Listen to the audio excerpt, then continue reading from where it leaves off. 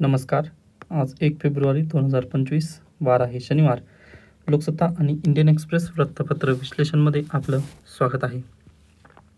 आजच्या प्रमुख बातम्या पहा. आर्थिक सुधारणांची गरज. सर्वंकष नियमन सुधारणा. वार्षिक 80 लाख रोजगार निर्मितीची शिफारस. सर्वांना माहिती आहे, कालच्या लेक्चरमध्ये बोलत असताना मी म्हटलेलं होतं की आज म्हणजे 31 जानेवारी रोजी इकॉनॉमिक सर्वे येणार होता आपल्या देशाचा. मग इकॉनॉमिक सर्वे बेसिकली काय असतं पहा. इकॉनॉमिक सर्वे, एकच मिनिटात पेन थोडीशी चेंज करूयात आपण.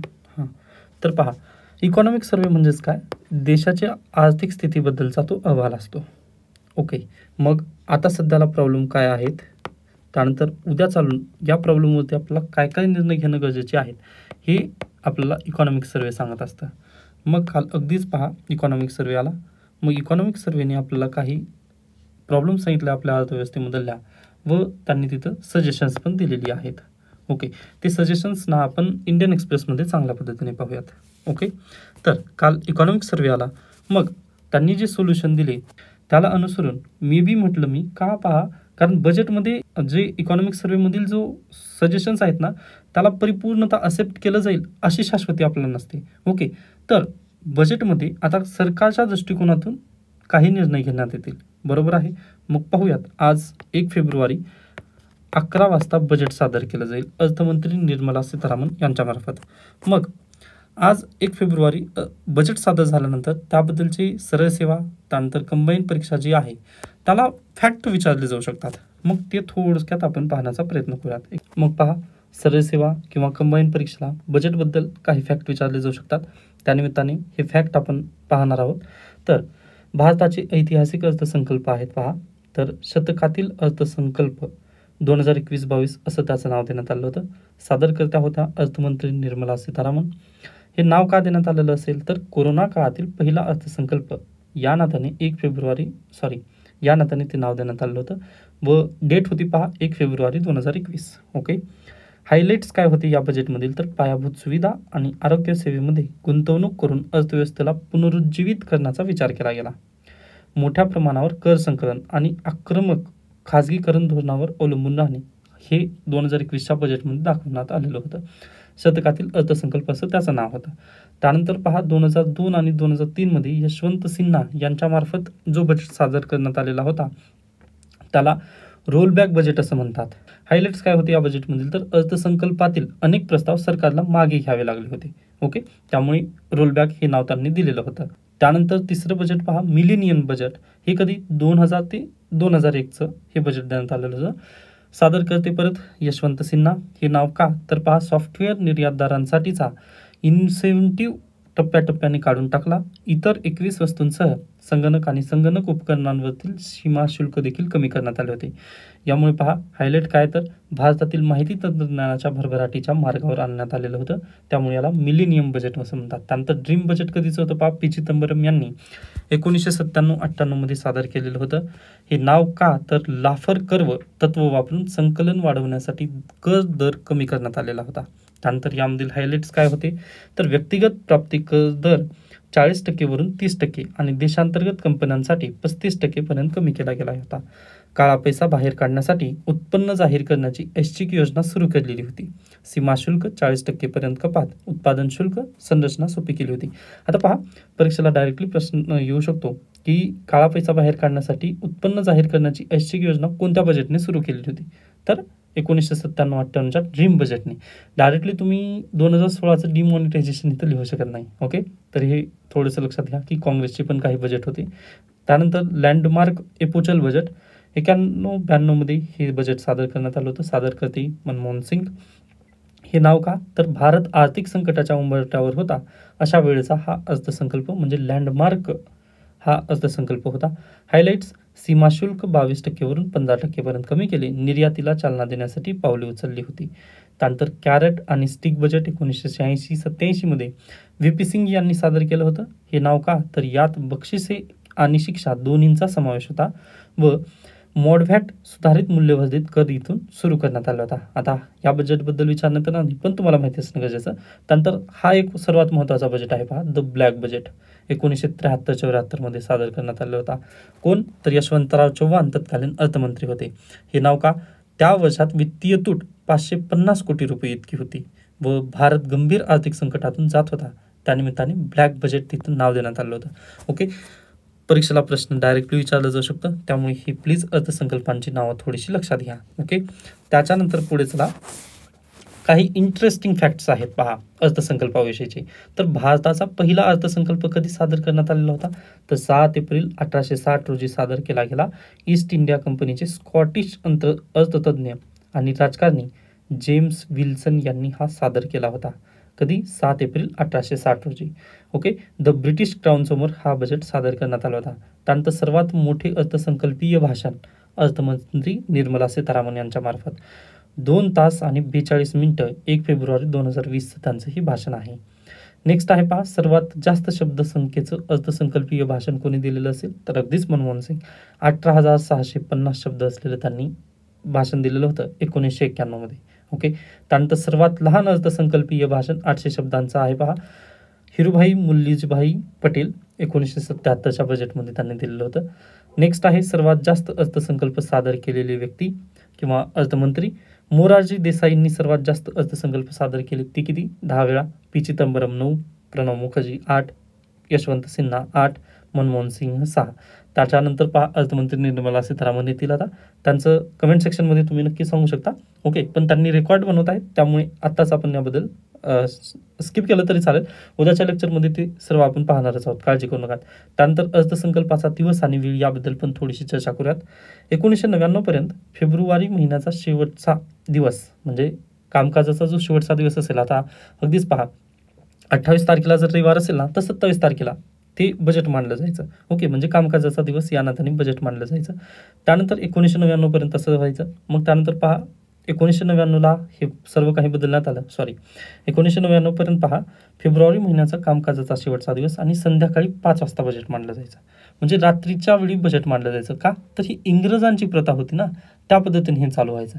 पण 1999ला हे बंद करून त्यांनी नवीन पद्धत सुचवली पहा, की सकाळी 11 वाजताच आपण बजेट मांडू लागलो, पण फेब्रुवारी महिन्याचा शेवटचा कामकाजाचा दिवस. Okay, done. त्यानंतर 2017 पासून मग हे बदलण्यात आलं. 1999 ते 2016 पर्यंत असं चालू राहिलं. म्हणजे सकाळी पण फेब्रुवारी महिन्याचा शेवटचा दिवस असं चालू होतं. मग 2017 मध्ये नरेंद्र मोदी यांनी म्हटले की नाही, आपण यामध्ये थोडासा चेंज करेंगे. त्यामध्ये त्यांनी काय केलं 2017 पासून, की फेब्रुवारी महिन्याचा पहिला दिवसच त्यांनी निवडला. ओके, त्यामुळे पहा 31 जानेवारीला आता इकॉनॉमिक सर्वे येतं व बजेट 1 फेब्रुवारी रोजी येतं. ओके, आणि 11 वाजता त्यांनी हे बजेट मांडायला सुरुवात केली. त्यानंतर पहा पहिल्या दिवशी सकाळी 11 वाजता फेब्रुवारी महिन्याच्या शेवटच्या कामकाजाच्या दिवशी अर्थसंकल्प सादर करण्याच्या ब्रिटिश सरकारच्या परंपरेच्या पासून दूर जात त्यांनी हा म्हणजे वेळ निश्चित केलेला आहे. त्याच्यानंतर भाषा 1955 पर्यंत इंग्रजीमध्येच फक्त बजेट यायचं. मग 1955 पासून अर्थसंकल्प हिंदी आणि इंग्रजी दोन्ही भाषेमध्ये उपलब्ध व्हायला लागलं. नेक्स्ट आहे पहा पेपरलेस बजेट कधीपासून चालू झालं? तर कोविड-19 साथीच्या रोगाने 2021-22चा अर्थसंकल्प पेपरलेस सादर केला. भारतात पहिल्यांदाच अर्थमंत्र्यांनी डिजिटल बही खाता वापरलं. टॅबलेटवरून त्यांनी भाषण वाचलेलं होतं. ओके, म्हणजे पेपरलेस बजेट त्यावेळेसचं होतं असं तुम्ही म्हणू शकता. तर हे झाले थोडेसे इंटरेस्टिंग फॅक्ट बजेटविषयी. मग आज बजेट येईल, मग त्या बजेटमध्ये कोणत्या कोणत्या सुधारणा करण्यात आलेल्या आहेत ते आपण उद्याच्या लेक्चरमध्ये पाहणार आहोत. आता आपल्या प्रमुख बातम्यांकडे किंवा लोकसत्ता आणि इंडियन एक्सप्रेस विश्लेषणाकडे आपण वळूयात. GBSच्या बळींची संख्या 5, राज्यातील रुग्णसंख्या 140 वर. ओके, GBS आजार वाढत आहे. त्यानंतर ही न्यूज आपण स्किप करू शकतो. फेब्रुवारीपासून राज्यात उन्हाच्या झळा, हवामान विभागाचे तशा पद्धतीने आदेश देण्यात आलेले आहेत. त्यानंतर सुट्ट्या पैशाच्या वादावर ST कडून UPIचा तोडगा. ओके, वर्षवेध मुख्यमंत्र्यांच्या हस्ते. बाकी पहा अगदी गरजेच्या नाही. त्यानंतर पंतप्रधान नरेंद्र मोदी लवकरच अमेरिकेच्या दौऱ्यावर. ठीक आहे, याच बातम्या आहेत. त्यानंतर आम आदमी पक्षाचे जे 7 आमदार आहेत त्यांनी राजीनामा दिलेले आहेत. आता जास्त काही म्हणजे डीपली जाण्यासारख्या या बातम्या नाहीत. आता फक्त आर्थिक सुधारणांची गरज हे विश्लेषण आपण करणार आहोत. त्यासाठी एक लेख पण आलेला आहे पहा, कुठे गेलं तर कसंचे काय नि कसंचे काय हा संपादकीय पेज आलेला आहे. ह्याबद्दल आपण चर्चा करणारच आहोत. तत्पूर्वी पहा आजचं जर तुम्ही लोकसत्ता पाहिलात तर आता 5 वाजलेले आहेत. ओके, 5:00 AM झालेले आहेत. मग अद्याप मला PDF मिळालेली नाही आहे. तर ही वेब बेस्ड आहे, म्हणजे अगदीच वेबचं मी स्क्रीनशॉट काढून आणल्यासारखं आहे. पहा, ही डायरेक्टली प्रिंट आहे, त्यामुळे आपण यावरती हायलाईट करू शकलो नाही. तर तुम्हाला 6च्या नंतर याची PDF तुम्हाला नक्कीच मिळून जाईल. मग त्यामध्ये कोणत्या कोणत्या गोष्टी तुम्हाला वाचायच्या आहेत तर पहा, पेज नंबर 7 आणि पेज नंबर 8 हे थोडंसं अतिशय महत्त्वाचं आहे, पण मी याला इंडियन एक्सप्रेसमध्ये कव्हर करत आहे. तरी पण तुम्हाला माहिती असणं गरजेचं आहे की इकॉनॉमी, आपली जी इकॉनॉमी आहे त्यामध्ये सोल्युशन कोणत्या कोणत्या गोष्टीवर देता येतात, यासाठी हा लेख तुम्ही किंवा 8 पेज हे तुमच्याजवळ असणं गरजेचं आहे. त्याच्यानंतर पेज 12वरती एक बातमी आलेली आहे. स्पोर्ट्स न्यूजमध्ये सचिन तेंडुलकर यांना जीवनगौरव पुरस्कार देण्यात येत आहे. ओके, ती एक बातमी महत्त्वाची होती. त्याच्यानंतर आणखीन पहा, इथे समथिंग एक बातमी आहे जी की सरसेवेच्या विद्यार्थ्यांसाठी कामाची आहे. बाकी मी सर्व बातमी घेऊ शकत नाही, या नात्याने तुम्हाला आत्ताच सांगितलं. ओके, की तुम्हाला स्वतः थोडेसे ह्या बातम्या वाचून घ्यायच्या. ओके, तुम्हाला टेलिग्राम चॅनलवरती या 6च्या नंतर PDF मिळून जाईल. त्यानंतर आपण आता काय करूयात की इंडियन एक्सप्रेसमध्येच या आर्टिकलला चांगल्या पद्धतीने पाहूयात. म्हणजे पहिली बातमी ही एक. ओके, त्याच्यानंतर पहा, हा आर्टिकल कुठे गेला, हा आर्टिकल आणि इंडियन एक्सप्रेसच्या न्यूज या तिन्हीचं एकत्रीकरण आपण पाहूयात. तर आपण काय करूयात, इंडियन एक्सप्रेसला आपण पाहण्याचा प्रयत्न करूयात. सर्वप्रथम आपण इंडियन एक्सप्रेसकडे जाऊयात. हे पहा, आजचा इंडियन एक्सप्रेस, याची PDF मिळाली आहे. मी लवकरच तुम्हाला पाठवण्याचा प्रयत्न करेन टेलिग्रामवरती. तर पहा, India to grow 6.3 to 6.8 in financial year 2026 wants focus on domestic levels. Okay, हा प्रमुख मुद्दा. त्यानंतर काल राष्ट्रपती यांचं अभिभाषण झालं. मग राष्ट्रपतींचं अभिभाषण याचं कलम प्लीज तुम्ही लक्षात ठेवा, परीक्षेला प्रश्न विचारण्याचे चान्सेस आहेत. ओके, त्यानंतर इंडियन एक्सप्रेसमधील हे आहे इकॉनॉमिक पेज. मग यावरती आपण चांगल्या पद्धतीने विश्लेषण करूयात. पहा, तर भारत सरकारने ना एक लक्ष ठेवलेलं आहे. काय लक्ष आहे तर 2047 पर्यंत आपल्याला काय, एक विकसित भारत व्हायचा आहे. बरोबर. मग विकसित भारत व्हायचं जर असेल तर आपल्याला काय, काही स्टेप्स उचलावे लागतील. मग याबद्दल याची चर्चा करण्यात आली आहे. तर व्ही नागेश्वरन, आपल्या देशाचे मुख्य आर्थिक सल्लागार, यांनी काय पाहिलं पहा, आपल्या देशाची इकॉनॉमी त्यांनी ॲनालिसिस केली. ओके, त्यानुसारच त्यांनी 31 जानेवारी रोजी इकॉनॉमिक सर्व्हे मांडला. मग त्यामध्ये त्यांनी काय म्हटलं व लास्ट इयरला त्यांनी काय म्हटलं होते पहा, थोडंसं लास्ट इयरचा आपण अभ्यास करूयात. त्यांनी 2024चं बजेट मांडत असताना किंवा 31 जानेवारी 2024 दिवशी काय म्हटले तर हा आपला प्यारा भारत आहे व वरती जो चायना आहे ना, तिकडून कंपन्या भारतामध्ये जास्त येणार आहेत. मग आपल्या देशाची इकॉनॉमी खूप वाढेल असं त्यांनी बेसिकली सांगण्याचा प्रयत्न केला होता, जेणेकरून आपल्याला पण 2047चं जे लक्ष्य आहे ना ते गाठण्यात सुकर होईल असं आपल्याला लक्षात येत होतं. पण ते जे त्यांनी स्वप्न सांगितलं होतं की चायनामधून कंपन्या भारतात येतील व आपल्या देशाची इकॉनॉमी खूप वाढेल असं जे सांगितलं होतं ना, तो फुगा इथं फुटतो. का फुटतो आहे तर बेसिकली पहा, चायनामधून त्या कंपन्या आल्याच नाहीत. ओके, त्यामुळे जे स्वप्न भंग झालं ना ते इथं बेसिकली तसं आहे की चायनामधून कंपन्या भारतामध्ये येऊ शकल्या नाहीत. मग चायनामधून भारतामध्ये कंपन्या काय येऊ शकल्या नाहीत तर पहा, भारताची पॉलिसी. मग आर्थिक सल्लागार व्ही नागेश्वरन यांचं हेच म्हणणं आहे की बा, तुम्हाला आर्थिक तिथं जे धोरणं आहेत ना ते बदलणं खूप गरजेचं आहे. ओके, हा एक प्रमुख मुद्दा. व आर्थिक धोरण बदलायचं म्हणून मी आता आजच सांगत नाही आहे, तर याच्या पूर्वीच्या लेक्चर्सपासून सांगत आहे, म्हणजे आपण राईट ट्रॅकवरती आहोत, हे पण मी माझं तुम्हाला सबूत दिलं. ओके, तर पहा आता कोणते कोणते आर्थिक धोरण बदलण्याची आवश्यकता आहे आपल्या देशामध्ये. तर आपला जर 2047मध्ये विकसित भारत व्हायचा असेल तर काय प्रमुखरित्या करणं गरजेचं आहे. तर आपला जो सध्याचा विकास दर आहे ना तो किती आहे, 6.6% आहे. मग आणि 2025-26 मध्येचा विकास दर किती आहे पहा, तर अगदीच पहा 6.3 ते 6.8% एवढा असणार आहे. ओके, 6.3% ते 6.8% एवढा सरासरी दर आपला 2025-26च्या इकॉनॉमीचा असेल. सध्याचा 6.6% आहे. पण आपला जर 2047मध्ये विकसित भारत व्हायचा असेल तर आपल्याला किती लागणार आहे हे म्हणजे विकास दर, तर अगदीच पहा आपल्याला लागेल 9%. ओके, 6.6%हून डायरेक्टली तुम्हाला जंप कितीची 9%ची मारायची आहे. मग हे स्वप्न आपण डायरेक्टली आज घडीला लगेचच्या लगेच साकार करू शकतो का, तर बिलकुल नाही. आपल्याला पहा, फक्त एका व्यक्तीनुसार इथं, एका व्यक्तीसेंट्रिक आपल्याला इथं विचार करायचा नाही आहे, तर आपल्या देशाची संपूर्ण जनता यांचा विचार करूनच आपल्याला हे वाढवावं लागेल उत्पन्न. मग 6.6 वरून 9% जर जायचं असेल तुम्हाला तर जवळपास 80 लाख रोजगार दरवर्षी देणं गरजेचं आहे. व आता आठवा तुम्ही 2027 पर्यंत IMFने आपल्याला काय सांगितलं होतं की 2027 पर्यंत तुम्हाला काय करायचे आहेत, रोजगार देणं गरजेचं आहे. अन्यथा तुमच्याजवळ जी लोकसंख्या आहे ना ती काय होईल पहा, डेमोग्राफिक डिझास्टर होईल. ओके, डेमोग्राफिक डिझास्टर म्हणजे कुठं जरी गेला ना तर ही डिझास्टरच बनेल, कारण अगदी जास्त लोकसंख्या आहे व त्यांच्या हाताला काम नाही आहे. ओके, आता पहा तुम्ही नक्कीच पाहू शकता, पहा 1200 करोड आपले लॉस झालेले आहेत. कशामध्ये? तर जे डिजिटल क्राईम आलेले आहेत पहा, किंवा डिजिटल अरेस्ट, यामध्ये 1200 करोड, लास्ट इयरला 1200 करोड आपण फक्त 10 महिन्यामध्ये गमावले होते. हे कशामुळे झालेलं असेल? तर पहा, जे बेरोजगार व्यक्ती आहेत, ओके, त्यांच्या हाताला काम नाही आहे. मग खाली दिमाग शैतान का घर, बरोबर. मग अगदी खाली दिमाग शैतान का घर असल्यानंतर होणार काय आहे, तर क्राईम रेट वाढतील तिथे. अगदी त्याच धर्तीवर पहा, अगदी तुम्ही जर कोणती ती सिरीज झारखंडमधील एक हे आहे पहा, म्हणजे जिथून संपूर्ण हे व्हायचे, काय म्हणतो, डिजिटल क्राईम व्हायचे. ओके, त्याबद्दल एक सिरीज आहे, तर मला नाव आठवत नाही आहे, नेटफ्लिक्सवरती ती सिरीज आहे. ती पाहिल्यानंतर तुम्हाला समजून येईल की पहा, अगदी त्यांना माहिती नसतं की आपण काय करत आहोत. ओके, किंवा अगदीच पहा, आय थिंक नोएडामध्ये पण एक कॉल सेंटर चालू होतं, फेक कॉल सेंटर चालू होतं. तिथं 60 जणांना त्यांनी अटक केली. ओके, त्यांनी काय करायचे, तर USA म्हणजे भारतात बसून USA व्यक्तींना गंडवत होते ते, बरोबर. म्हणजे तिथून काय त्यांनी डायरेक्टली डिजिटल क्राईम वगैरे करत होते पहा. ओके, मग तशा पद्धतीने आहे इथे. ओके, तर आपला ही डेमोग्राफिक डिझास्टर रोखायचा असतं. डेमोग्राफिक डिझास्टर जर रोखायचं असेल ना, तर दरवर्षी 80 लाख व्यवसाय 2030 पर्यंत देणं गरजेचं आहे. ओके, मग 2030 पर्यंत जर सर्वांना रोजगार मिळाले तर ह्या रोजगाराचा परिणाम म्हणून काय होईल पहा, 2047ला आपला भारत देश एक विकसित राष्ट्र म्हणून तयार होईल. अन्यथा हे शक्य नाही आहे.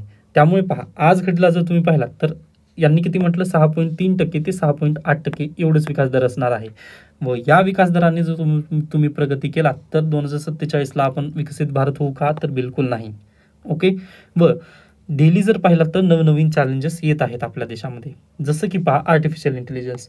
आता काल राष्ट्रपतींनी पण म्हटलं की आर्टिफिशियल इंटेलिजन्सला भारत देश आता हे करणार आहे, म्हणजे भारताचं प्रारूप तिथं निर्माण करणार आहे. पण तुमच्याकडे काही एक पाथ आहे का तिथे बेसिकली, तर बिलकुल पाथ नाही आहे. मग हेच तर प्रॉब्लेम येणार आहे. पहा, आर्टिफिशियल इंटेलिजन्स आल्यानंतर आता पहा, पूर्वी जसं फोटोशॉप आहे, फोटोशॉपसाठी 2-3 व्यक्ती तिथं नक्की थांबायचे. म्हणजे आता जर माझं एक स्टुडिओ असेल तर पहा, एका व्यक्तीकडे एक काम, दुसऱ्या व्यक्तीकडे दुसरं काम, तिसऱ्या व्यक्तीकडे 3 काम, अशा पद्धतीने मी डिवाईड करायचं. पण आता काय आलेलं आहे, आर्टिफिशियल इंटेलिजन्स आलेला आहे. मग मी काय करेल पहा, ChatGPTचं किंवा आता अगदीच डीपसीकचं तर ते फ्री प्लॅटफॉर्म आहे. मग त्याचं सबस्क्रिप्शन घेतल्यानंतर पहा, मी हे जे 3 व्यक्ती आहेत ना त्यांना कमी करू शकतो. व एकदा सबस्क्रिप्शन घेतलं ना, आर्टिफिशियल इंटेलिजन्सद्वारे एकाच कम्प्युटरमध्ये मी 3 गोष्टी लगेच्या लगे करू शकतो. मग असा परिणाम होणार आहे. मग ह्या 3 व्यक्तींचे जॉब गेले का नाही, तर बिलकुल गेले. मग हे आर्टिफिशियल इंटेलिजन्सचा इथं परिणाम होऊ शकतो. मग यासाठी जे नवीन चॅलेंज आपल्या देशामध्ये येत आहे त्याकडे थोडंसं फोकस करणं गरजेचं आहे आपल्या देशाला, असं व्ही नागेश्वरन यांचं म्हणणं आहे की आपल्या देशाला थोडंसं जे लिबर्टी स्वरूपात पाहणं गरजेचं आहे. कारण दुसरे देश जसं पुढे जात आहेत ना, तसं आपल्याला पण अगदीच इकॉनॉमीला घेऊन पुढे जाणं गरजेचं आहे. तेव्हाच काहीतरी आपला 2047मध्ये देश विकसित राष्ट्र म्हणून घोषित होऊ शकतो. अन्यथा जे स्वप्न आहे ते अशाच पद्धतीने भंगेल. ओके, त्याच्यानंतर आणखीन त्यांनी ही झाली पहिली सुधारणा, जे की ग्रोथ रेटबद्दलची होती. त्यानंतर आज घडीला आणखीन एक समस्या आपल्या देशामध्ये आहे, ती काय आहे पहा, महागाईची. महागाईचा दर जर तुम्ही पाहिलात तर सध्याला 8% जवळपास महागाईचा दर आहे.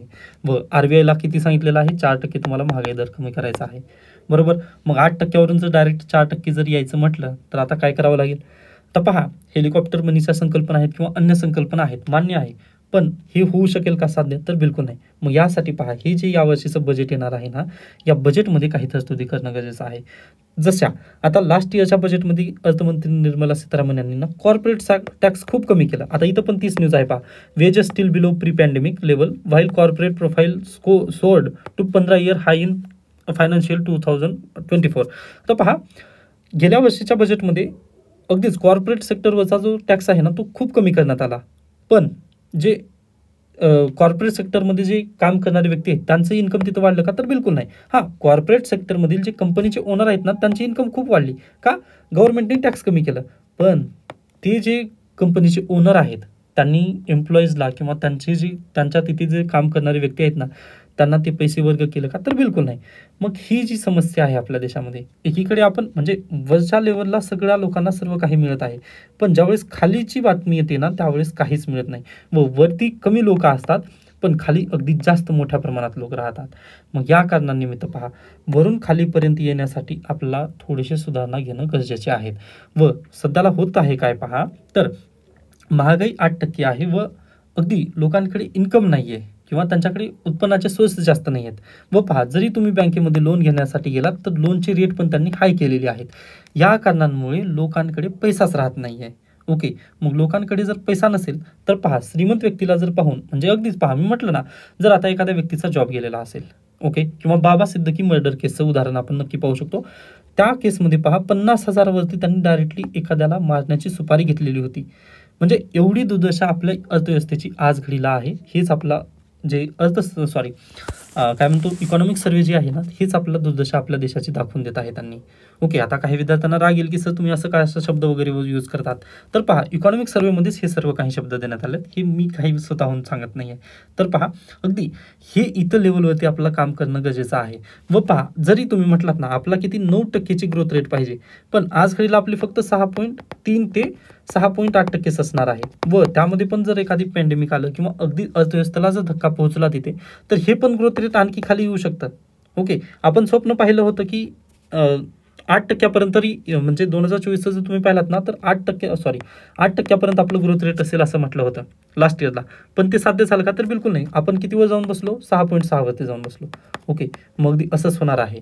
जर हे 6.3 ते 6.8%ला जर आपलं बदलून 8पर्यंत जर घेऊन जायचं असेल ना, ओके, तर आपल्याला काय करणं गरजेचं आहे, तर लोकांच्या हाताला काम देणं गरजेचं आहे. जेणेकरून काय होईल पहा, त्यांच्या हातात पैसे येतील व त्यांच्या हातात पैसे जर आले तर आपण काय करू शकतो, आपली जी अर्थव्यवस्था आहे ती सुरळीत परत एकदा गाडा त्याचा परत एकदा चालू शकतो. आणि आता होणार काय आहे पहा, काही व्यक्तींच्या हातात पैसा असेल, मग ही जी गरीब जनता आहे अगदीच ती मोठ्या प्रमाणात आहे. आता याचं जर उदाहरण द्यायचं म्हटलं तर 60% गरीब जनता आहे. आता मी हे कशावरून बोलत आहे तुम्हाला, तर अगदी तुम्ही हे आठवत असेल पहा, पंतप्रधान यांच्यामार्फत अन्नदय योजना जी आहे त्याच्यामार्फत 60% जी जनता आहे त्यांना काय दिलं जातं, फ्रीचं रेशन दिलं जातं. मग त्या रेशनवरतीच आपली 60% जी जनता जगत आहे. म्हणजेच काय, त्यांच्या आजवळ पैसे नाही आहेत. ओके, हे लक्षात घ्या. त्यामुळेच ते गव्हर्नमेंट ऑफ इंडिया यांच्यामार्फत जे काही रेशन दिलं जातं त्याच्याद्वारेच त्यांचं दैनंदिन पोट भागणं वगैरे चालू आहे. बरोबर, मग हे जर बदलायचं असेल तर यांना अगोदर काम देणं गरजेचं आहे. मग काम दिल्यानंतर हे स्वतःची जी भूक आहे ती भागू शकतील. मग एवढी गरीब जनता आहे व बाकी उर्वरित हे जे वरचा सेक्टर आहे ते 40% आहे व खाली 60% आहे. बरोबर, मग 60% म्हटल्यानंतर आपली जास्त जनता कशी आहे, गोरगरीब आहे. मग यामुळे आपल्या देशाची अर्थव्यवस्था एक विशिष्ट दिशेला जाऊ शकते. पहा, आपण मिडल इन्कम ग्रुपमध्ये जाऊ शकतो. ही 40%च्या व्यक्तींनुसार आपण विकसित भारत 2047चं स्वप्न पाहिलेलं आहे पंतप्रधान नरेंद्र मोदी यांनी, ते या गोष्टीने गाठू शकत नाही. ओके, व जरी तुम्ही म्हटलात ना 8%, तरी पण हे गाठू शकत नाही. हे फक्त एक काय म्हणू शकतो, एक आभासी जग आहे असंच तुम्ही म्हणा. बाकी जर तुम्हाला खरंच विकसित भारत करायचा असेल तर 9%च्या अर्थ रेटने तुमची इकॉनॉमीची ग्रोथ होणं गरजेचं आहे. व 9% केव्हा साध्य होऊ शकेल, तर ही जी 60% जी जनता गरीब आहे ना, यांच्या हाताला काम देणं गरजेचं आहे. म्हणजेच काय, एकंदरीत 2030 पर्यंत आपला दरवर्षी 80 लाख रोजगार क्रिएट करणं गरजेचं आहे. व 80 लाख रोजगार कधी होतील, तर पहा, त्या आर्थिक सुधारणा घेतल्यामुळे. आता आर्थिक सुधारणा कशा पद्धतीच्या घ्यायच्या आहेत, तर अगदीच पहा, जे जमिनीची धोरणं आहेत ना ते पहिल्यांदा बदलणं गरजेचं आहे. आता पहा, एखादी कंपनी आहे, आता जसं की ॲपल कंपनी घेऊयात आपण. ॲपल कंपनी चायना जर सोडत असेल तर आपल्या देशामध्ये का म्हणून यायचं तिने. ओके, चायना सोडत आहे मान्य आहे, पण आपल्या देशामध्ये काय येणं गरजेचं आहे यावरती थोडासा अभ्यास करणं गरजेचं आहे. त्यासाठी आपल्याला काय द्यावं लागेल पहा, लिबर्टी द्यावं लागेल. ओके, थॉट्स प्रोसेस जी आहे ती आपल्याला लिबर्टी स्वरूपाची असणं गरजेचं आहे. कारण दुसऱ्या देशामध्ये जर तुम्ही पाहिलात, आता ॲपल कंपनी जर तुम्ही पाहिलात तर अगदी त्याच्यावरती आपण बंधनं टाकू शकतो का, की तुझा डेटा आम्हाला पाहिजे म्हणजे पाहिजे. आता जसं उदाहरण घेऊयात आपण VPNचं. ओके, मे 2022मध्ये आपण एक निर्णय घेतला की VPNचा डेटा तुम्हाला आमच्या देशामध्ये तुम्हाला द्यावा लागेल, असा आपण निर्णय घेतला. मग पहा, बहुतांश कंपन्यांना भारत देश सोडून गेल्या.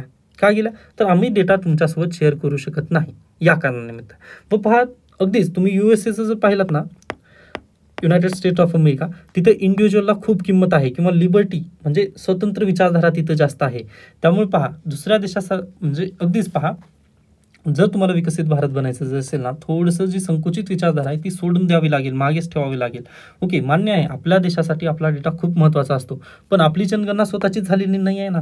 ओके, मग जनगणनाच नसेल तर तुम्ही दुसऱ्या कंपनीकडून तसा डेटा मागू शकत नाही. त्यानंतर ॲपल कंपनी पहा, ती पण प्रायव्हसीसाठी खूप मॅटर करते, बरोबर. मग त्या कंपनीची ती पॉलिसी आहे, मग त्या पॉलिसीनुसार त्या कंपनीला जगू देणं गरजेचं आहे. तुम्ही जर त्यामध्ये थोडेसे प्रयत्न केलात तर अगदी पहा ती कंपनी देश सोडून जाते. मग अगदी तसंच होत आहे ना. चायनापेक्षा भारताची मग खाल्लं तिथं खूप कमी आहे. ओके, म्हणजे चायना तिथं बेसिकली चांगला आहे ना मग देश. ओके, आपण एकीकडे म्हणजे अगदी पंतप्रधान नरेंद्र मोदी यांच्या भाषेमध्ये जर म्हटलं तर हिपोक्रेसी की भी सीमा होती. अगदी अशाच पद्धतीने इथं चालू आहे. ओके, मे बी काही विद्यार्थ्यांना राग येईल, पण जे इकॉनॉमिक सर्वे आहे ना त्यांनी पण हेच म्हटलेलं आहे की व्ही अनंत नागेश्वरी यांनी तेच म्हटलेलं आहे, आपल्या देशात कंपनी का आकर्षित होतील पहा. ओके, आता मला पहा याच्या पूर्वीच्या लेक्चर्समध्ये आठवा, मला पवन निलेवाड क्लासेस टाकायचे आहेत. ओके, मग अगदीच पहा मला क्लासेस टाकायचं असेल तर मी कोणत्या जिल्ह्यामध्ये जास्त चांगल्या पद्धतीने क्लासेस टाकेल, तर अगदी जिथं क्राईम रेट कमी आहे. आता मी अगदीच बीडमध्ये जाऊन क्लासेस टाकू शकतो का?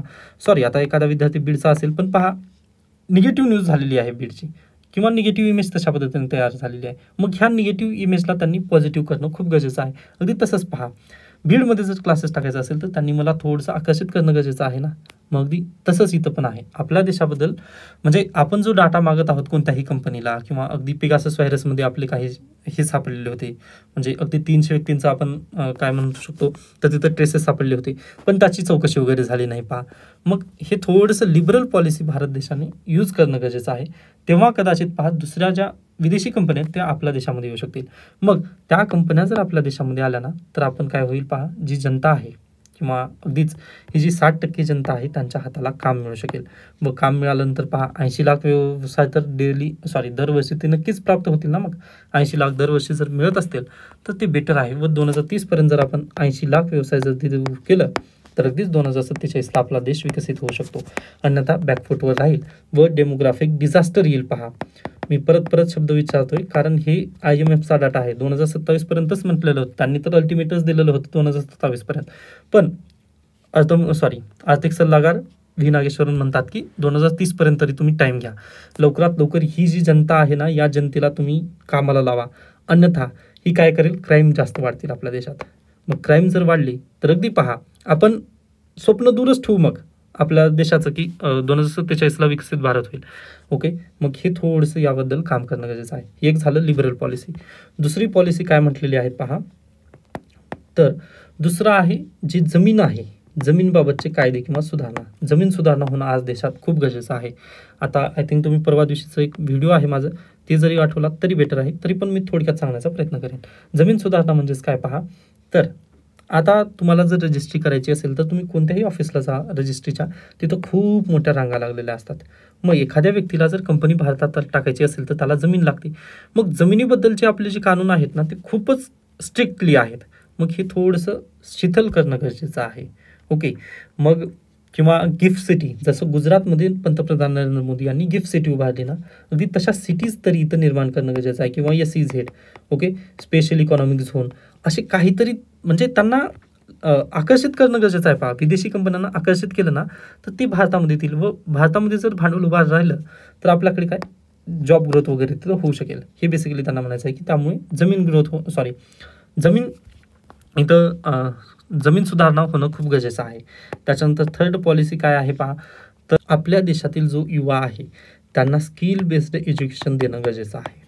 आता आपल्या देशातील युवा आहे, भरपूर युवा आहे, पण आज काय करत आहे, इंस्टाग्राम रीले बनाई जा रही है, सेल्फी खींची जा रही है. ओके, अशा पद्धतीने थोडं त्याबद्दल काम चालू आहे आपल्या देशात.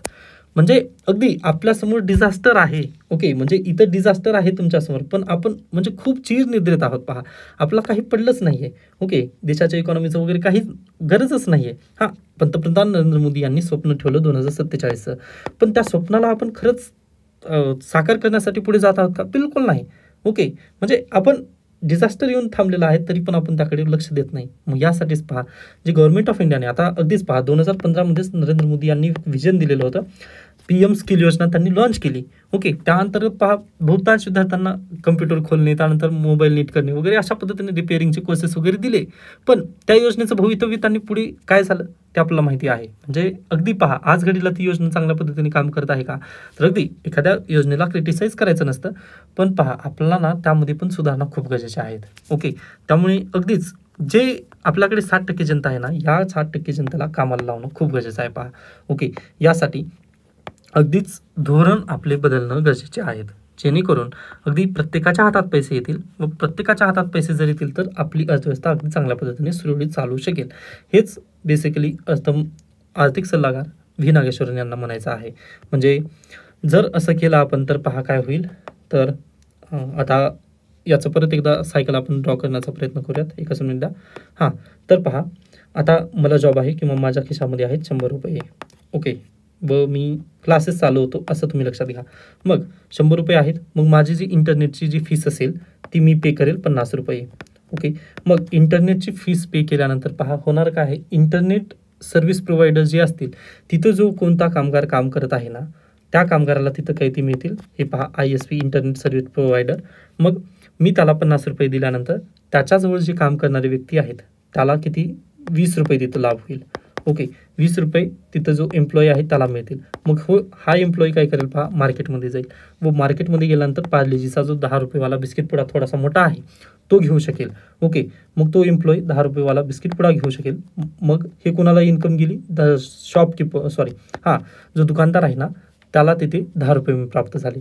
मग हे 10 रुपये अगदीच त्याचा जो मुलगा आहे त्या मुलाला क्लासेस लावण्यासाठी परत तो माझ्याकडेच घेऊन येईल. ओके, म्हणजे अशा पद्धतीने ही आपली अर्थव्यवस्था चालते. अन्यथा पहा जर माझ्याजवळच हे 100 रुपये आलेले नसतील, ओके, हे 100 रुपये गायब केलं तर पहा मी इंटरनेट सर्व्हिस घेऊ शकणार आहे का, तर बिलकुल नाही. मग त्यानंतर तो व्यक्ती जो इंटरनेट सर्व्हिस प्रोव्हायडर आहे त्याच्याजवळ जे काम करणारे व्यक्ती आहेत त्यांना 20 रुपये देऊ शकणार आहे का, बिलकुल नाही. बरोबर. मग त्याला 20 रुपये मिळणार नाहीत त्यामुळे तो पार्लेजीचा बिस्किट पुडा घेऊन जाऊ शकणार आहे का, तर बिलकुल नाही. मग पार्लेजीचा बिस्किट पुडा घेऊन गेला नाही त्यामुळे याचं दुकान चालणार आहे का, बिलकुल नाही. मग त्याचं दुकान चालू नसल्यामुळे तो त्याच्या मुलाला ट्युशन देऊ शकणार आहे का, तर बिलकुल नाही. मग ही आपली जी अर्थव्यवस्था आहे ना ती अशा पद्धतीने चालते. यासाठीच एम्प्लॉयमेंट क्रिएट होणं खूप गरजेचं आहे. आय होप पॉईंट समजलेला असेल की बेरोजगारी किंवा रोजगार आपल्या देशामध्ये क्रिएट होणं का गरजेचं आहे, किंवा जे व्ही नागेश्वरन आहेत यांनी त्याबद्दल थोडंसं जास्त का बळ दिलं आहे की 80 लाख, म्हणजे आता 80 लाख नाही आहे, 78.6 लाख समथिंग आहे. पण तुम्हाला लक्षात राहावं यासाठी मी 2030 पर्यंत 80 लाख रोजगार दरवर्षी क्रिएट होणं गरजेचं आहे असं त्यांनी मोठामोठी मी सांगण्याचा प्रयत्न केला. 78 लाख आहे ते. ओके, तर हे अशा पद्धतीने थोडीशी सुधारणा घेणं गरजेचे आहेत असं त्यांचं मत आहे. व जी महागाई वाढलेली आहे तिला पण थोडंसं कमी करा असं म्हटलं आहे. पण पहा हे फक्त त्यांनी सजेशन्स दिलेले आहेत. याबद्दल आजच्या अर्थसंकल्पामध्ये केंद्र सरकार काय निर्णय घेईल हे सर्व काही आहे. यांनी फक्त सजेशन देण्याचं काम करतात. व्ही नागेश्वरन यांचं फक्त काम असतं सजेशन देणं. ओके, अर्थसंकल्पाबाबत त्यांनी फक्त सजेशन देतात. पण यावरती जो काही निर्णय घेणं गरजेचं आहे तो कोण घेतं, सरकार घेतं, व त्यालाच आपण काय म्हणतो बजेट. ओके, व बजेट आपल्या भारतीय संविधानामध्ये डायरेक्टली शब्द आहे का, तर बिलकुल नाही. आर्टिकल 112 काय म्हणतं, ॲन्युअल फायनान्शियल स्टेटमेंट. ओके, मग यामध्ये 3 डॉक्युमेंट ठेवले जातात. पहा बजेटमध्ये बेसिकली 3 डॉक्युमेंट असतात. एक टॅक्सची परमिशन, त्यानंतर पुढल्या वर्षी आम्ही किती खर्च करणार आहोत याबद्दलची थोडीशी ते हे असतात, काय म्हणू शकतो की आम्हाला एवढा पैसा लागणार आहे तर प्लीज आम्हाला तुम्ही एवढे पैसे अलोकेट करा, असं संसदेची मान्यता घेण्यासाठी ते 3 डॉक्युमेंट ठेवले जातात. आता आजच बोलू नये या 3 डॉक्युमेंटबद्दल, उद्याच्या लेक्चरमध्ये तुम्हाला ही सर्व विस्तारित मी सांगण्याचा नक्की प्रयत्न करेन. ओके, त्याच्यानंतर आणखीन काही महत्त्वाच्या न्यूज आहेत का इथे. आर्टिकल आलेला आहे पहा, दिल्ली अ पॉलिटिकल हिस्ट्री. आपण पहा दिल्लीमध्ये राहत नाही त्यामुळे मी या न्यूजला स्किप करतोय. तुम्ही पण शक्य झालं तर वाचून घेऊ शकता, अन्यथा स्किप करा, काही आवश्यकतेचं नाही आहे. पहा दिल्लीची हिस्ट्री म्हणजे अगदी पॉलिटिकल हिस्ट्री आहे ही. फक्त पॉलिटिकल ऑब्झर्वर या नात्याने जरी मान्य झालं तरी ठीक आहे, पण नाही UPSCची प्रिलिमला पहा अगदीच 112 दिवस राहिलेले असताना तुम्ही अशा न्यूजकडे थोडंसं दुर्लक्ष केलात तरी बेटर आहे. बाकी इकॉनॉमिक्स थोडंसं गरजेचं होतं त्यानिमित्ताने सांगितलं मी. त्यानंतर पुढे चला, इथे आणखीन काही दिसत आहे का, तर पहा हे रिव्ह्यू. आता अगदीच एक्सेस बॅगेज. आता मी ज्यावेळेस ट्रेलर पाहिलं ना त्या दिवशी पण तुम्हाला म्हटलेलं होतं, आय थिंक फतेह मूवी आला होता त्या दिवशी. ओके, फतेह मूवीमध्ये पण पहा खूप व्हायलन्स दाखवण्याचा प्रयत्न केला. आता यामध्ये पण तुम्हाला तेच आहे. म्हणजेच काय, सिनेमा आपला जो समाज असतो त्याचं दर्शन होत आहे याचं बेस्ट उदाहरण आहे. म्हणजे व्हायलन्स आपल्या देशामध्ये वाढलेला आहे. व मी म्हटलं ना 2030 पर्यंत 2027 पर्यंत आपल्याला जर रोजगार मिळाले नाहीत तर काय डेमोग्राफिक डिझास्टर येणार आहे. म्हणजे क्राईम वगैरे खूप वाढतील. ओके, कारण हातात पैसा नसला ना तर अगदी पहा माणूस पागल होतं. अगदी त्याच धर्तीवर आहे इथं पण, म्हणजे तो काहीही करायला तयार होईल. जसं बाबा सिद्दीकी यांचं मर्डर जे आहे ते 50,000 रुपयामध्ये फक्त करण्यात आलेलं होतं. म्हणजे खूप दयनीय अवस्था आहे इकॉनॉमीमध्ये. ओके, तर काही विद्यार्थ्यांना थोडंसं वाईट वाटत असेल की सर असं का बोलत आहेत, पण रियालिटी तर हीच आहे. ओके. मग यासाठीच आपल्याला पहा चेंजेस करणं खूप गरजेचं आहे. म्हणजे ज्यावेळेस आपल्याला रियालिटी समजते की आपल्या देशामध्ये काय काय चालू आहे. आता जसं बाबासाहेब आंबेडकर यांना समजलं होतं की आपल्या समाजामध्ये अस्पृश्यता आहे. ओके, अस्पृश्यता आहे, किती जरी केलं तरी अस्पृश्यता आहे, हे त्यांना जेव्हा समजलं ना त्यावेळेसच त्यांनी पावलं उचलू शकले. त्यामुळेच आर्टिकल 17 आपल्या देशामध्ये आलेलं आहे. लक्षात घ्या, आपला जोपर्यंत समस्या समजणार नाही ना तोपर्यंत आपण त्याचं समाधान करू शकत नाही. अगदी त्याच धर्तीवर आहे. मी म्हटलं ना लास्ट इयरच्या बजेटमध्ये अगदीच जे व्ही नागेश्वरन तेच होते आर्थिक सल्लागार. त्यांनी म्हटलं की आपल्या देशाची इकॉनॉमी खूप वाढणार आहे, खूप वाढणार आहे. पण झालं काय? काहीच नाही. व 8% ऐवजी आपण फक्त 6.6%वरतीच येऊन बसलेलो होतो ग्रोथ रेटमध्ये. मग उलट तसं होऊ नये यासाठी हे जे निर्णय काही घेण्यात आलेले आहेत किंवा त्यांनी जे सजेशन सुचवले ना ते खरंच गरजेचे आहे. बाकी पहा, काल संसदेत अभिभाषण झालं. ह्या सर्व न्यूज म्हणजे अगदी पाहिल्यासारख्या आहेत व तिन्हींचं मी एकत्रित करून घेतलेलं आहे. त्यामुळे एकच बातमी आहे असं आपलं बेसिकली वाटत असेल. ओके, आता इथं थांबूयात आपण. याचे PDF आल्यानंतर 6च्या नंतर मी तुम्हाला ह्याची PDF देण्याचा नक्की प्रयत्न करेन. ओके, धन्यवाद.